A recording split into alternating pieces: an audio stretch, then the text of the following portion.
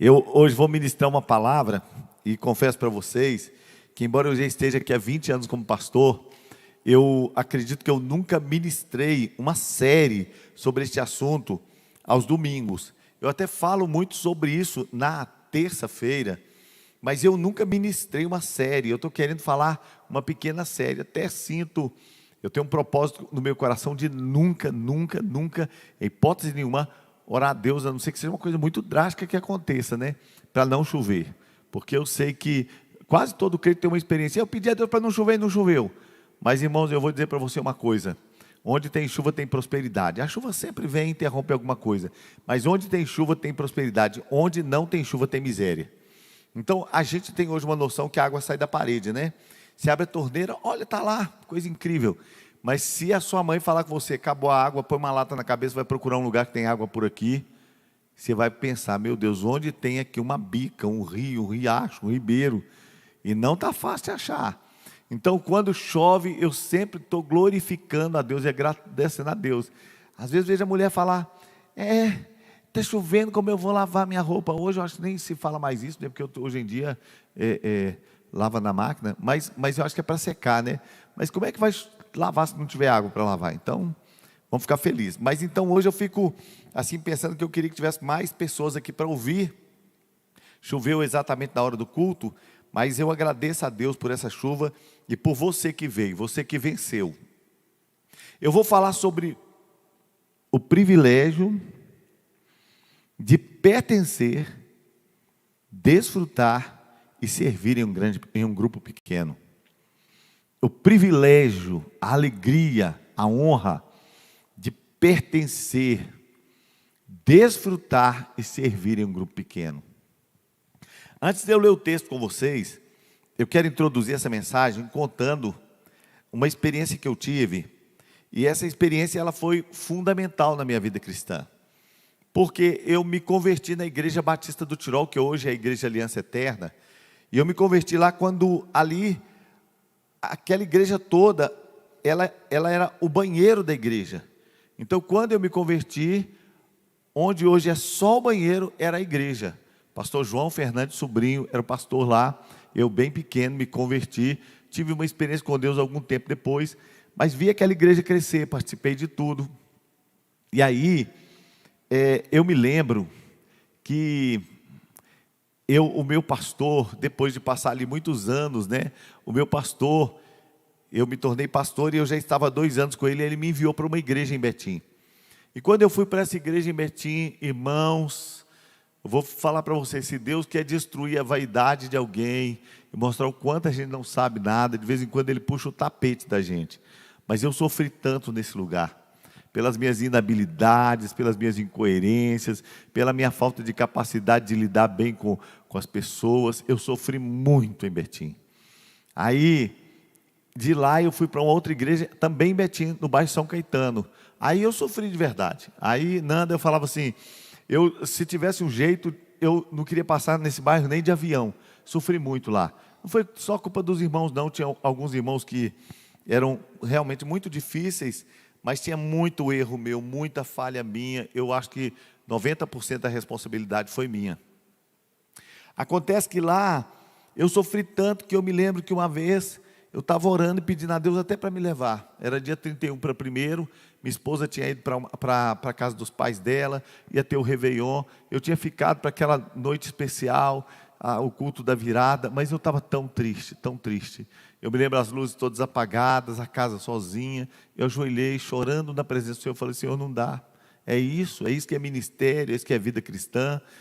E aí eu falei, Senhor, tira a minha vida. Mas passado, acho que 3 meses, o meu pastor Dalci me chamou de volta para a igreja do Tirol. Na igreja do Tirol, que hoje é Aliança Eterna, eu me sentia completamente em casa, eu me converti lá. Eu fui líder de jovens, eu fui líder de evangelismo, eu fui professor mais de 10 anos na Escola Bíblica Dominical, eu fui líder de teatro, eu escrevi o teatro, eu preparei, eu tinha muito conhecimento. E quando o pastor me chamou de volta, eu estava com talvez uns 30 anos, mas assim, com uma aparência de 29, uma coisa impressionante. E assim, gostava muito de futebol. Naquela época eu era muito engraçado. Eu já fui tão engraçado, irmãos, que meus pastores ficavam com raiva de tanta piada fora de hora que eu contava. Então, eu me lembro que eu me dei a oportunidade para voltar. E aí eu pensei, meu Deus, agora eu vou viver o sonho da minha vida. Eu vou ser pastor de jovens. A igreja estava passando uma mudança. No meu primeiro momento no ministério, eu era pastor adjunto ao pastor Dalci. Agora eu falei, vou voltar para ser pastor de jovens. E eu já comecei a imaginar, já comecei a sonhar. Falei, meu Deus, acampamentos poderosos, avivamento, reuniões de oração, um monte. Nós éramos uma igreja muito avivada, uma igreja de um louvor tão poderoso. Falei, nós vamos ter tempo no monte, tempo de oração. Eu comecei a pensar em tanta coisa boa que eu ia fazer ali como pastor de jovens. Aí o pastor Dalci me chamou e falou, meu filho, eu quero que você seja pastor dos grupos familiares. Pensei, levantou o inimigo, o cão levantou.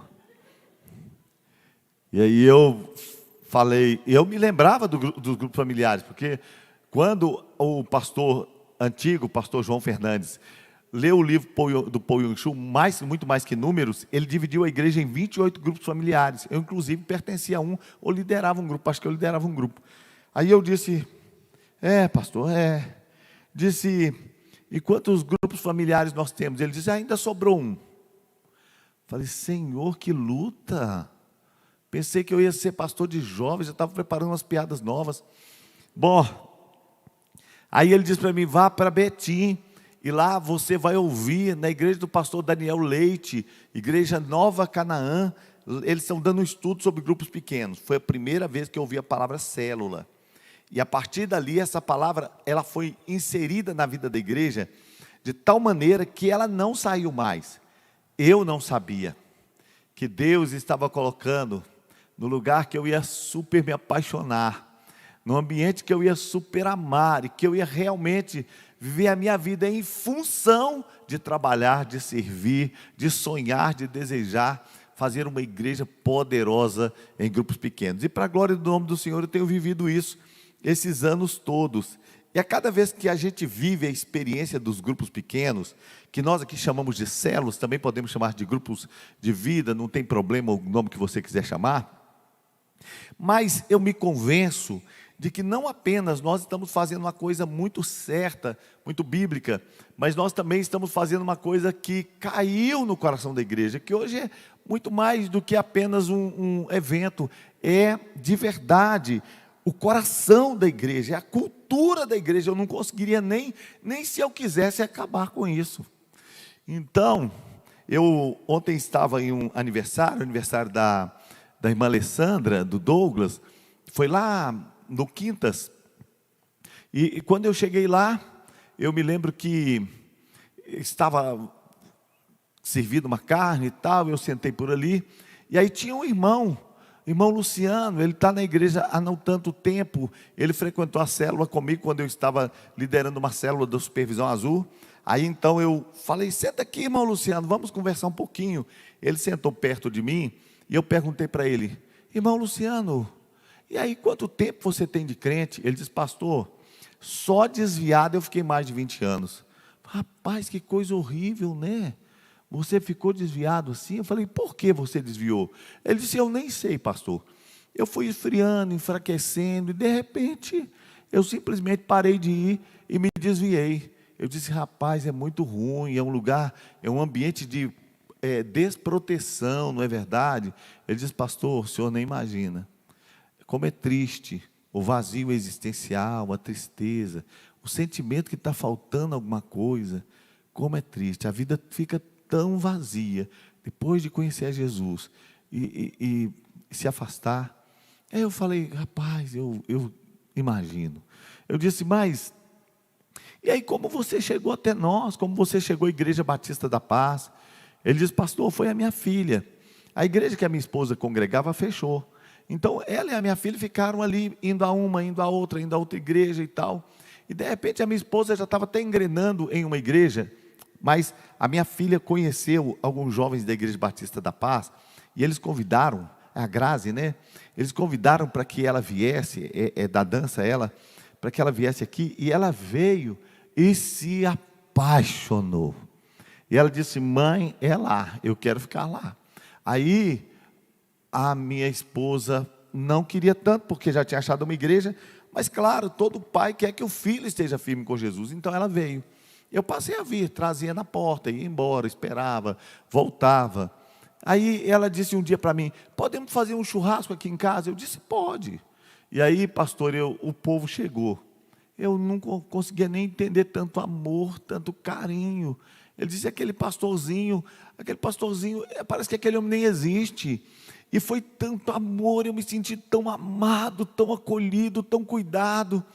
E aí eu comecei a ir à igreja, e não muitos dias depois, eu decidi por Jesus, voltei para Jesus, e eu estou cada dia mais apaixonado com essa igreja tão amorosa. E aí então, eu fiquei pensando no poder que tem um grupo pequeno. Mas, para a gente não falar que nós fazemos trabalho de grupos pequenos, de células, porque nós achamos que é uma boa estratégia e tal, nós queremos dar para você uma base bíblica e também buscar algumas outras informações que vão ser muito úteis para você. Pretendo falar sobre isso pelo menos 2 domingos ou 3 domingos. Eu queria falar muito profundamente sobre o valor e sobre o grande sucesso que nós vamos alcançar. Então, Atos capítulo 2, versículo 46 a 47, se você quiser abrir, você pode. Se você quiser olhar para a parede, tem um carro lá. Atenção, proprietário, CrossFox. Se não quiser, passa para o pastor Willi. Tem Palio também. Bom, Atos capítulo 2, versículo 46 e 47, os 2 últimos versículos. Diz assim a palavra do Senhor: e perseverando unânimes todos os dias no templo, e partindo pão em casa. Tem uma tradução que diz: de casa em casa. E partindo pão de casa em casa, comiam juntos com alegria e singeleza de coração, louvando a Deus e caindo na graça de todo o povo. E todos os dias acrescentava o Senhor à igreja aqueles que haviam de se salvar. Bom, agora você passa para Atos capítulo 5, versículo 42, também acho que é o último versículo. Capítulo 5, versículo 42, diz assim: e todos os dias no templo e nas casas não cessavam de ensinar e anunciar a Jesus Cristo. Todos os dias no templo e nas casas. Bom, eu queria muito que você entendesse o privilégio, a alegria de pertencer a um grupo pequeno. Eu queria que você entendesse o privilégio de desfrutar desse grupo e de ver a sua vida espiritual sendo impactado por pertencer a esse grupo. E eu queria dar a você alguns dados. Nós já temos aqui uma base bíblica, né, sobre a importância. Eu queria dar para você alguns dados. Antes disso, vamos só orar. Senhor, que essa palavra fale aos nossos corações, que seja um encontro com a verdade do Espírito Santo e que nos abençoe em nome de Jesus. Amém. Bom, então algumas coisas que talvez você nem saiba. Primeiro, a maioria absoluta de nossos membros estão profundamente envolvidos em uma célula. Bom, talvez você não saiba disso, mas nós temos um hall de membros. Esse hall de membros está perto de 1.000 pessoas, 800 e poucas pessoas. Ele talvez não esteja atualizado, talvez a gente tenha mais pessoas, mas que estão registradas são essas pessoas. Uma coisa bem nova que foi feito. Então talvez tenha algumas pessoas que estão aí fora, foi inclusive em tempo de pandemia. E nós temos dessas pessoas, quase 600 pessoas que estão registradas com foto, contabilizadas em uma célula. Então a maioria absoluta da nossa igreja congrega em uma célula, em um grupo pequeno.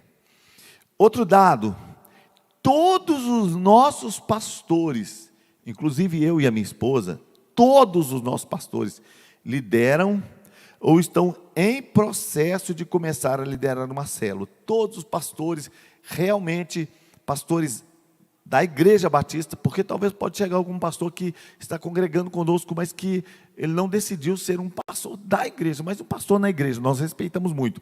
Mas todos os nossos pastores que realmente estão comprometidos com a igreja, eles estão liderando ou estão no processo de se tornar um líder. Então eu mesmo faço muito gosto e muito esforço de ser um líder de célula. Porque mesmo sabendo o tanto de coisa que eu tenho para fazer, o tanto de gente que eu tenho para atender, os meus pastores principais, mas nós sabemos que não há nada tão frutífero como dar o exemplo, estar em uma célula, amar pessoas, ver pessoas sendo alcançadas. Isso é um dado importante. Terceiro dado, a maioria das pessoas que fazem um funcionamento da igreja, exercendo um ministério, desenvolvendo serviços, dizem que em uma igreja, normalmente, apenas 20% da igreja carrega todo o peso e 80% da igreja apenas vai de carona. Dizem que essa estatística, mas na nossa igreja não. A maioria das pessoas que fazem o funcionamento da igreja, exercendo o ministério e desenvolvendo serviços tais quais diáconos, ministério de louvor, dança, teatro, intercessão, estacionamento, equipe técnica, a maioria absoluta estão também em uma célula. Talvez alguém diga, pastor, eu não posso estar em uma célula porque é muito trabalhoso, eu acabo achando um pouco trabalhoso para mim, e eu já trabalho no ministério da igreja. Deixa eu te dizer uma coisa, as pessoas que fazem a igreja funcionar, porque a igreja não funciona por causa dos pastores que estão no altar, a igreja não funciona do domingo, a igreja existe a semana inteira, funciona a semana inteira, a igreja é viva, é um movimento, é um organismo em movimento. Então, queridos, essa igreja, ela funciona a partir de uma liderança significativa da nossa igreja. Por exemplo, hoje eu estava conversando com a pastora Kel, ela disse que foi daqui até Ibirité para acolher uma mãe que fez curso de pais grávidos e que ainda não tinha dado o primeiro banhozinho na criança, e ela foi lá só para dar um banho na criança. Isso é cuidado, isso é gente que está apaixonado, cuidando, né? Foi ela e a pastora Carla. Agora, o que eu quero dizer com isso? Se você olhar, irmãos, você pode, olha, eu falei hoje durante o dia, está vendo essa menina ali, ó? Intercessão. Pode ter certeza, está em uma célula, está avançando para se tornar uma líder de célula, eu sei, vai se tornar líder de célula dentro de breve. Se você pegar lá atrás a diaconia, olha, em 90% dos casos, eles trabalham muito, mas estão todos em uma célula. Você vai no estacionamento, pega aqueles irmãos trabalhando, eles estão em uma célula. A maioria absoluta do nosso louvor hoje está aqui o Ramon tem algumas células debaixo da responsabilidade dele, o Ramon tem trabalhado e servido junto com a Gabi aqui, não pode fazer manifestação para o Ramon, estou brincando, junto com a Gabi, o Ramon tem trabalhado na igreja, irmãos, olha, eu me lembro do Ramon trabalhando naquele Casados para Sempre, junto com o pai dele, o Rogério. Ele era menino, bem pequeno, servindo, arrumando mesa, e ele tem trabalhado há anos com células.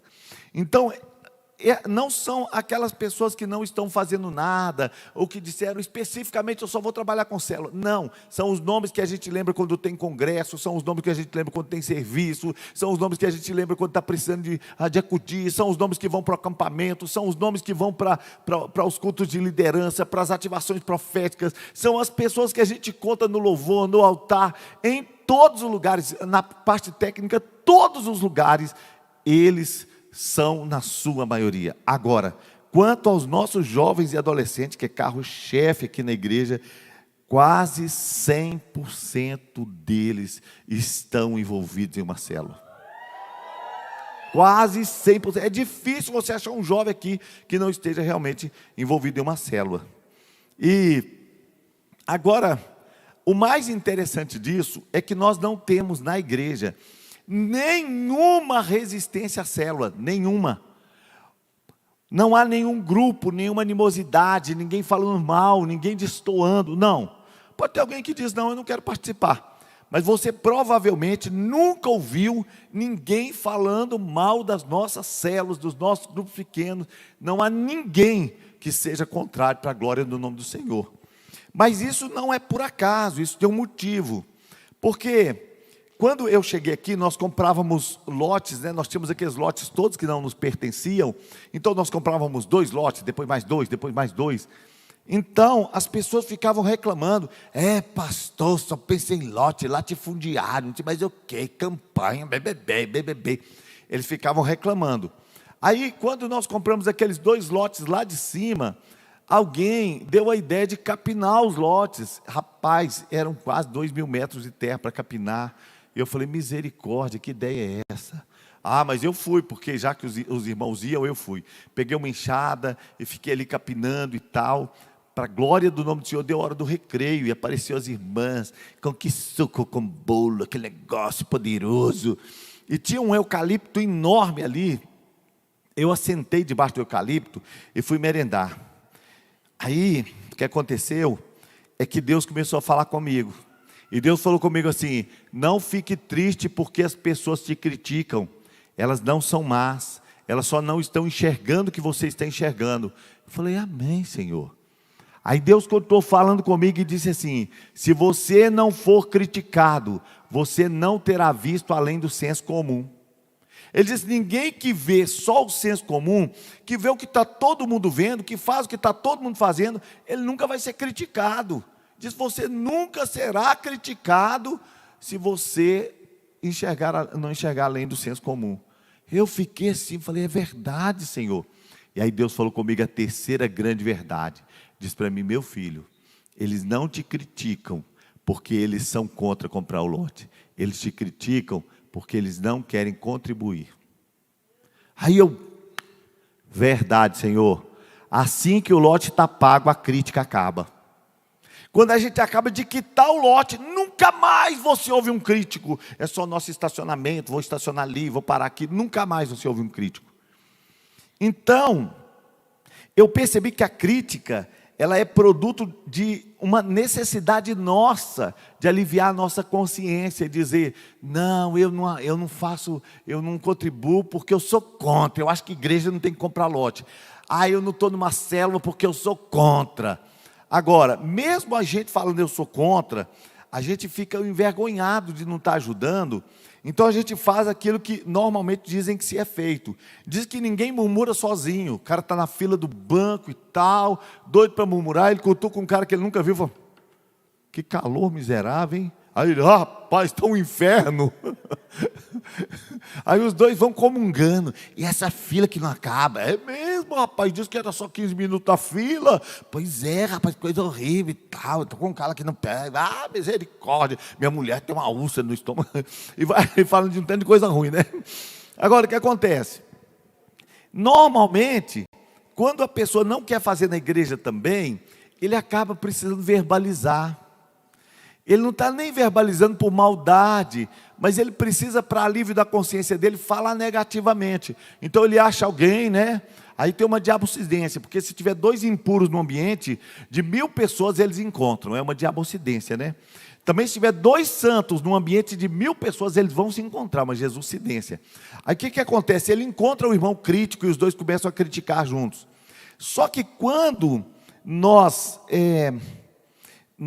chegamos aqui, o motivo de todo esse sucesso é porque quando nós chegamos aqui, nós dissemos para a igreja, irmãos, nós queríamos trabalhar com células, mas eu queria dizer para os irmãos que ninguém é obrigado, nunca foi, você não é obrigado a estar em uma célula, você não é obrigado a participar, porque as pessoas não são obrigadas nem a ir para o céu, que dirá ir para a célula.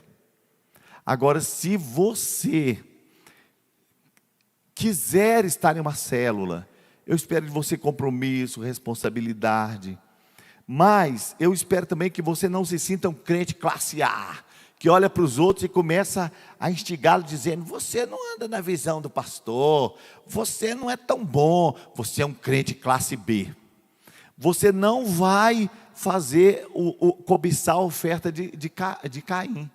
É Caim que tem inveja da oferta de Abel. Você não vai ficar, aqueles irmãos lá não fazem, eu acho que eu não vou fazer também. Você também não vai ficar criticando as pessoas, diminuindo as pessoas. Você vai fazer para o Senhor. Então a primeira coisa, quem faz, não se julgue melhor, não critique os outros, não condene. A segunda coisa, você que não quer fazer, irmãos, você não é obrigado. Você não é obrigado a fazer nada. Você só tem um compromisso comigo. Não critique, não prejudique, porque esse é o trabalho do diabo. Deixa o diabo trabalhar. Se ele não achar ninguém para usar, dificilmente ele vai trabalhar bem. Então, desde o começo, nós fizemos essa opção e não queríamos que as pessoas se sentissem obrigadas. E até hoje é assim.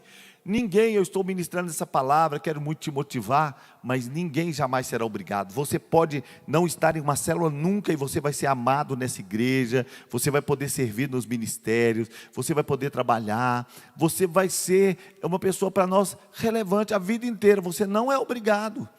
Mas se você entender o que eu estou ensinando, muito provavelmente você vai ser muito abençoado e vai ser muito feliz.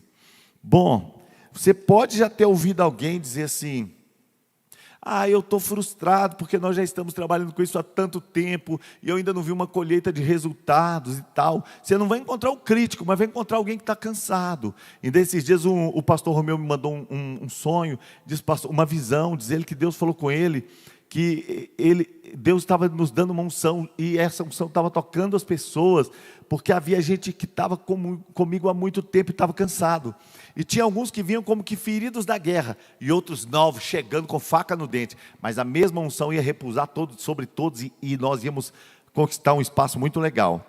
Então, pode ser que tenha alguém que está aqui há muitos anos e está assim, cansado, porque tem recebido tantas promessas, tem semeado tanto, mas ainda não viu a colheita. Mas eu sei, meus pastores sabem, todos os profetas alinhados com a voz de Deus sabem, todo filho de Deus que tem discernimento espiritual sabe, todo crente sabe que o tempo chegou.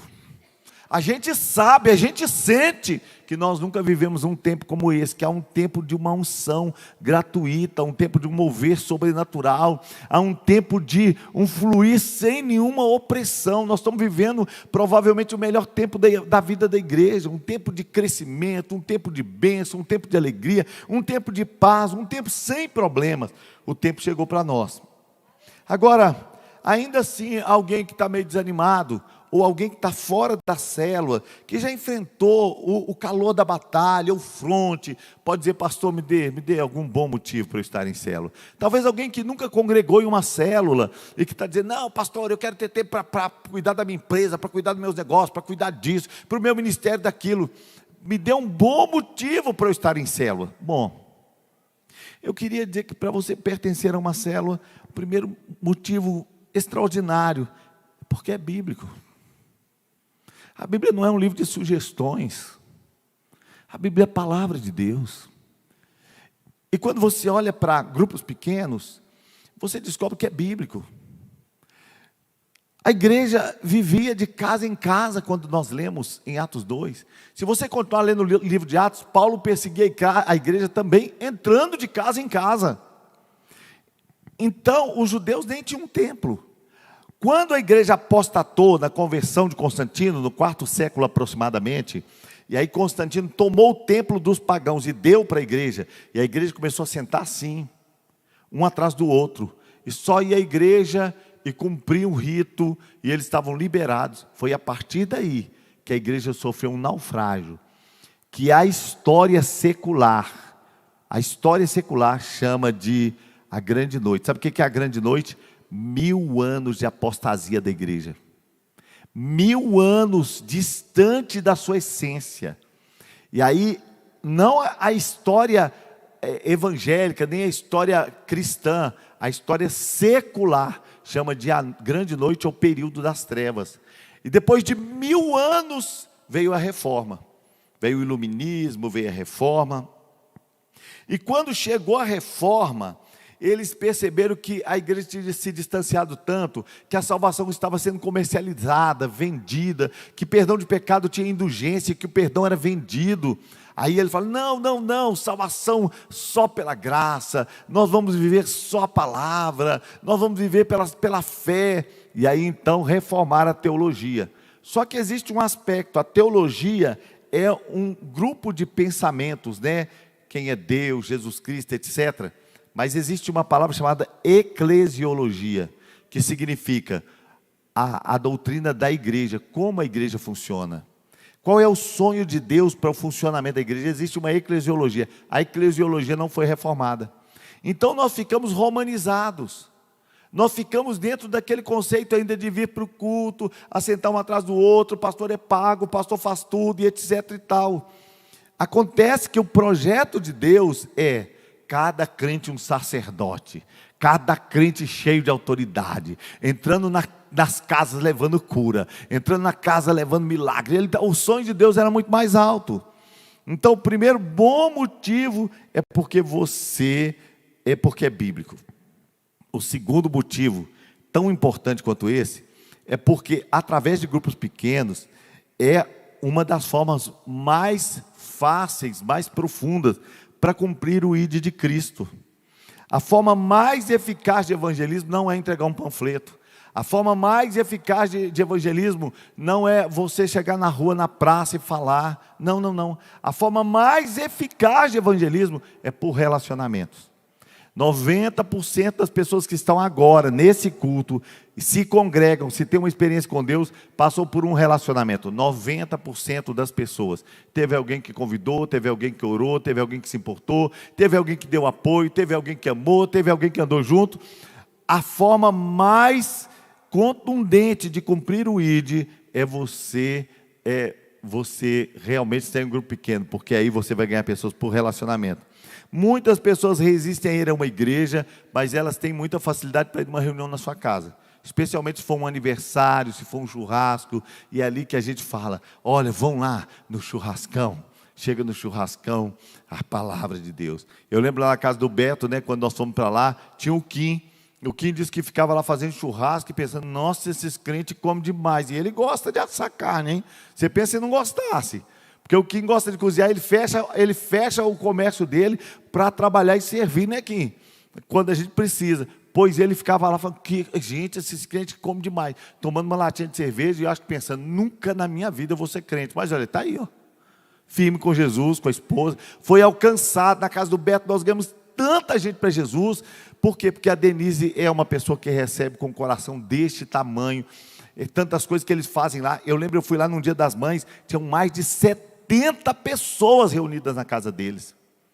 Eles ganharam muita gente para Jesus mesmo, eles são muito ganhadores de alma. Agora olha só, as pessoas se convertem primeiro ao mensageiro e depois à mensagem. Então você deve estar em um grupo pequeno porque você é a expressão do amor de Deus. Nós não estamos lá porque nós não temos o que fazer. Quando chega a hora do lanche, que era a hora que a gente podia ir para chegar perto de alguém e falar, como é que você está e tal, e seu time, hein? Bababá. Sabe o que a gente faz? Fica procurando quem está sozinho para cuidar bem dele. Nós estamos lá cheios de compromisso com a nossa missão. E quanto mais você vai amando, mais você se parece com Deus. Terceiro bom motivo para você continuar. Te planta na vida uns dos outros. É porque se você estiver cheio da presença de Deus, de verdade, cheio da presença de Deus, se você tiver um relacionamento profundo com Deus, mas você não estiver plantado na vida da igreja, você nunca terá um crescimento saudável. É a própria Bíblia que diz que todo o corpo ligado pelas juntas, pelos ligamentos, faz o seu crescimento para a glória do nome do Senhor. Um crescimento natural. O corpo ele é todo ligado para que o corpo em si cresça. Então se você estiver plantado em Deus, mas não estiver plantado na vida das pessoas, você realmente não vai conseguir viver tudo que Deus tem para você. Te habilita e possibilita o servir de forma eficaz.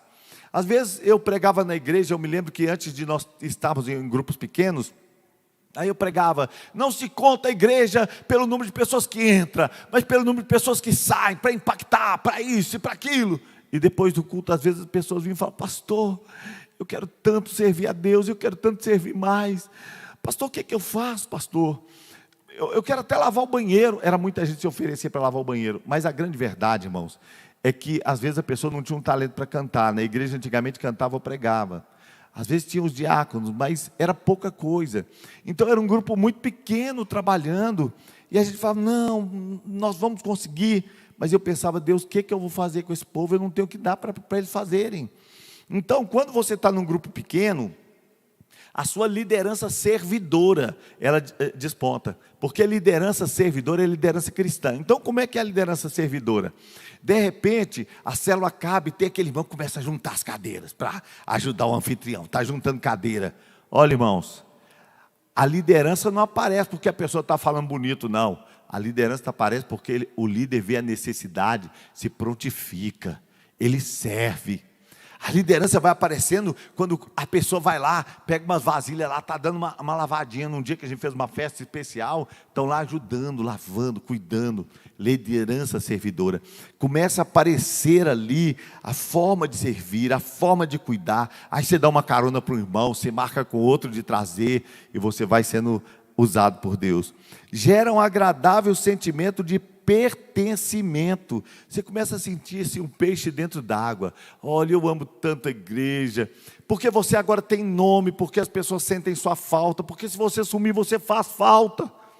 Não é igual entrar no culto aqui, sentar, e depois de 3 cultos, 4 cultos, a gente perguntar: fulano, será que veio na igreja? Estou achando fulano sumido? Ainda todo mundo mascarado, né? A gente nem sabe. Mas na célula não, todo mundo está olhando para você e cuidando de você, e você sente parte. Possibilita desfrutar de uma comunhão profunda e verdadeira. Eu tenho dito, e eu até digo isso com muito respeito, até porque está gravado e as pessoas interpretam tão mal, né? E eu quero dizer para os irmãos que eu nunca estou fazendo apologia à bebida, estar no boteco, nunca, de jeito nenhum. Mas estou dizendo que às vezes uma pessoa que tem um relacionamento profundo no boteco, aquele compromissado com o boteco, aquele que bate a ficha direitinho, né, pastor Sérgio? Que vai lá, o cara vai, ele é fiel. Esse cara dificilmente faz terapia. Lá no boteco mesmo, ele já toma as 3 pingas e abre o coração para todo mundo. Lá em casa, o outro, vira homem, e ali eles ficam ali naquela conversa e tal. E às vezes a gente vem para a igreja e o relacionamento é tão superficial. Pai do Senhor, querido, chama de irmão, a paz, irmão, mas não tem nada de irmão, não tem relacionamento, nem conhece. Como é que é o nome daquele irmão mesmo? Sei não, irmão, chame de irmão mesmo. Nem conhece. A gente precisa conhecer, não é verdade? Ter uma comunhão mais profunda, mais verdadeira.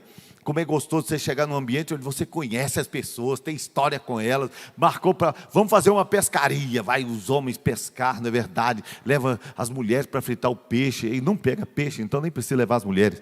Mas é muito legal. Opera efetivamente o desenvolvimento espiritual. Você cresce como um homem de Deus, você coloca os seus dons à disposição, você é usado por Deus e contribui para a sua saúde emocional. Presta atenção, todo homem, toda mulher é relacional.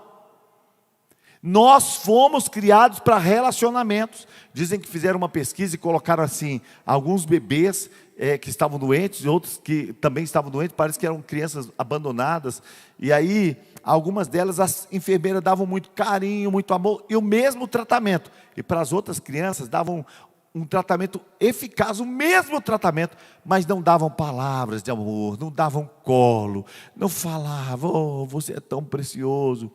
Aqueles que não recebiam, morreram quase todos, e os outros, a maioria absoluta foi curada.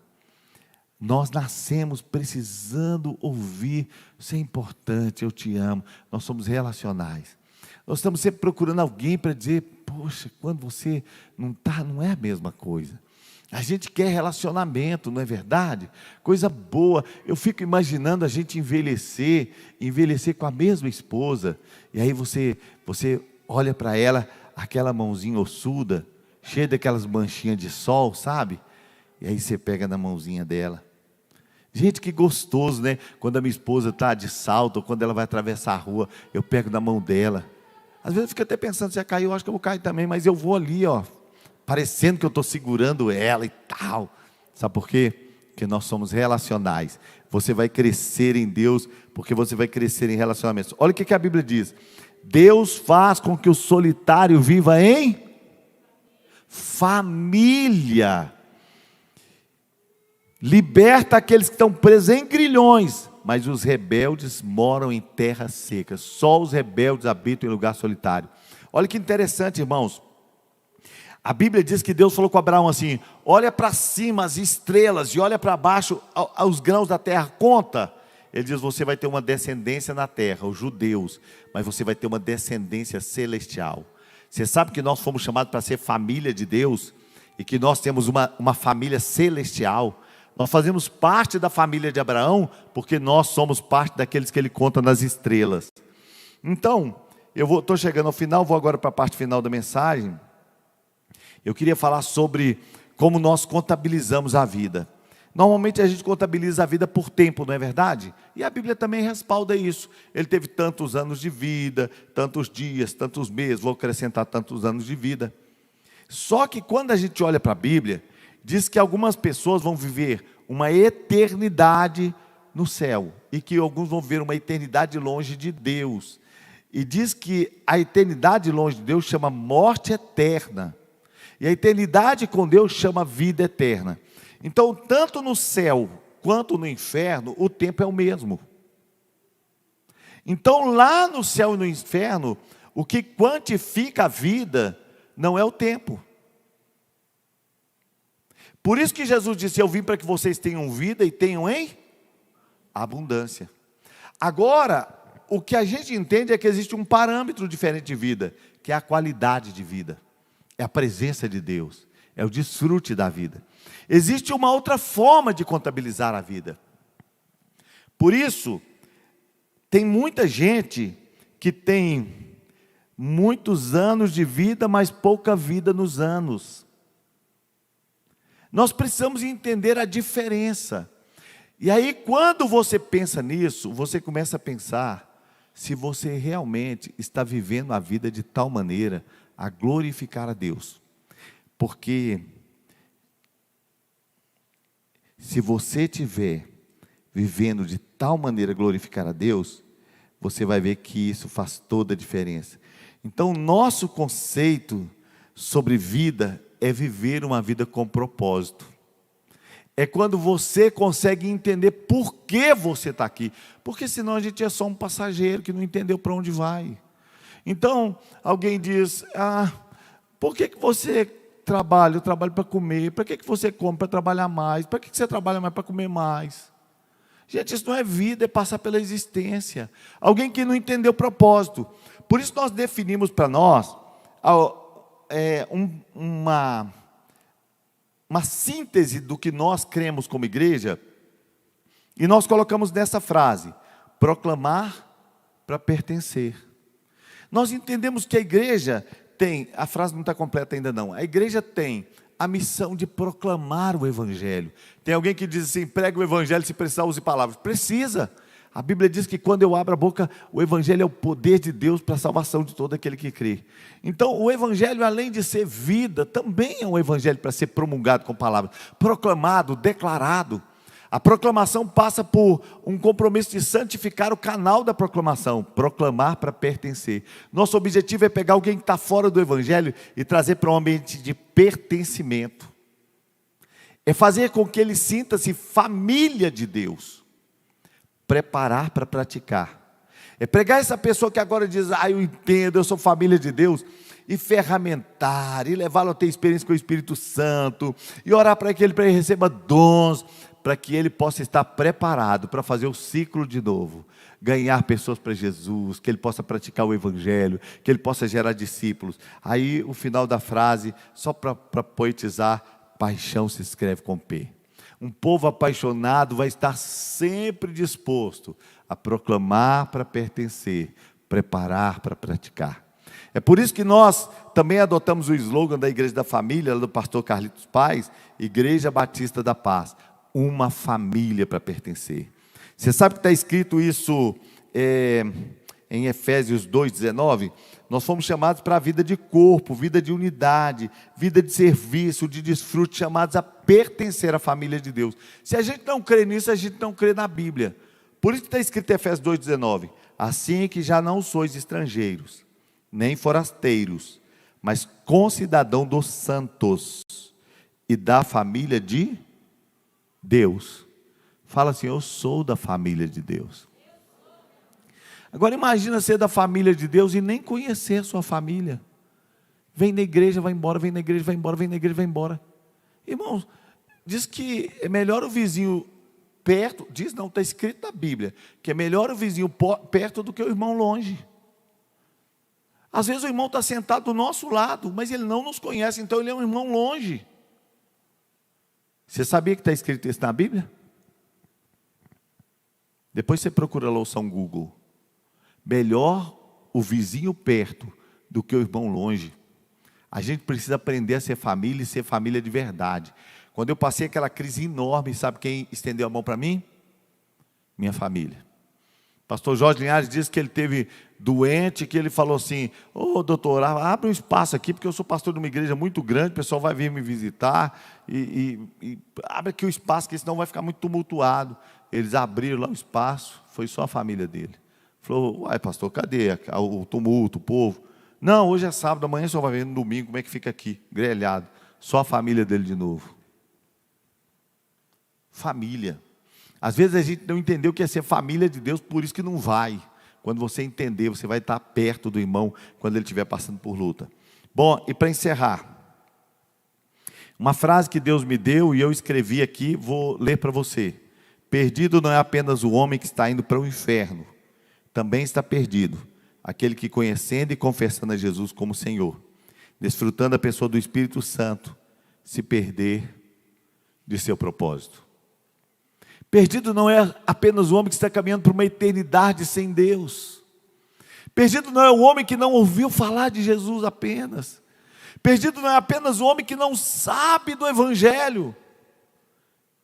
Perdido é alguém que conhece o Evangelho, conhece o Espírito Santo, tem dons espirituais,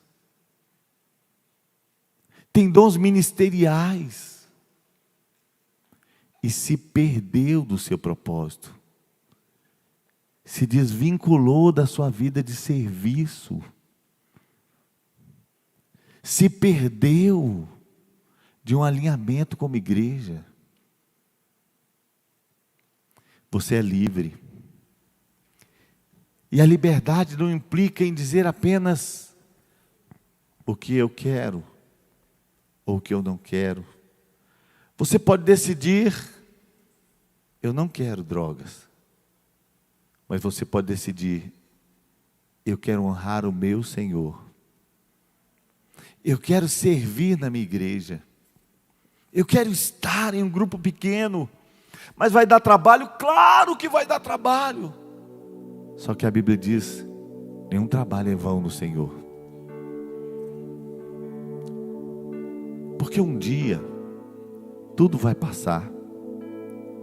E alguns vão chegar e falar: Senhor, o Senhor me deu uma casa. Não era tão grande, uma sala pequena, Senhor, mas tem tanta lágrima naquele lugar. Tanta gente se rendeu ao Senhor ali. Tanta gente confessou o seu nome. Ah, Senhor, o Senhor viu as pessoas sendo libertas, o trabalho que deu. O Senhor viu o vômito no tapete, Senhor. O outro pode chegar e dizer: Deus, te agradeço porque o Senhor me deu uma casa maravilhosa, uma sala de 3 ambientes, mas nunca entrou na minha casa um grupo para adorar o Senhor. Quando a gente recebe o ID de Cristo, Ele diz: vão pelas casas, cheguem na cidade e entrem na casa que te receber.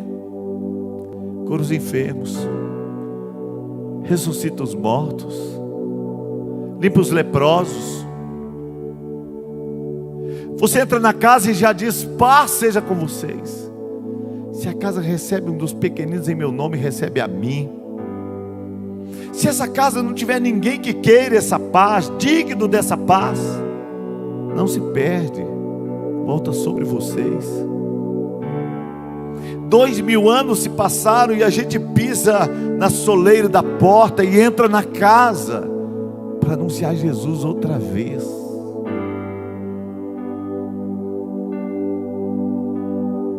Quanto tempo você perde Quanta coisa fica para você limpar, anfitrião.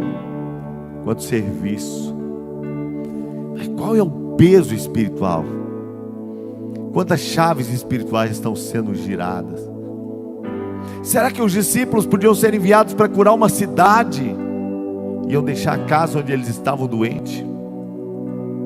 O primeiro milagre vai acontecer na sua história. Os líderes vão carregar o peso da glória de Deus. As casas vão ser cheias da presença. Hoje nós não somos muitas células. Na pandemia nós perdemos muitos grupos, não perdemos muitas pessoas. Eles aglutinaram nas mesmas células. Mas eu sei que Deus está preparando para nós sermos uma multidão. E a gente olhar assim em volta, e se pudesse estar sendo só as casas onde está acontecendo uma célula, de repente você dizer: meu Deus, a cidade está pegando fogo. A cidade está pegando fogo. Não somos só nós, tem outras igrejas. Em cada bairro você olha em volta e tem tantas células, gente sendo alcançado, gente que estava em lugares que não devia estar, mas que agora estão na célula. Você está desafiado. Não fique fora disso. Ah, pastor, eu tenho tantos motivos para estar fora. Você sabe que a crítica pode ter nascido do seu coração e nunca mais ter ido embora. Mas se você quiser, você pode desfrutar de tudo que eu estou ensinando hoje. Feche seus olhos, nós vamos falar com o Senhor.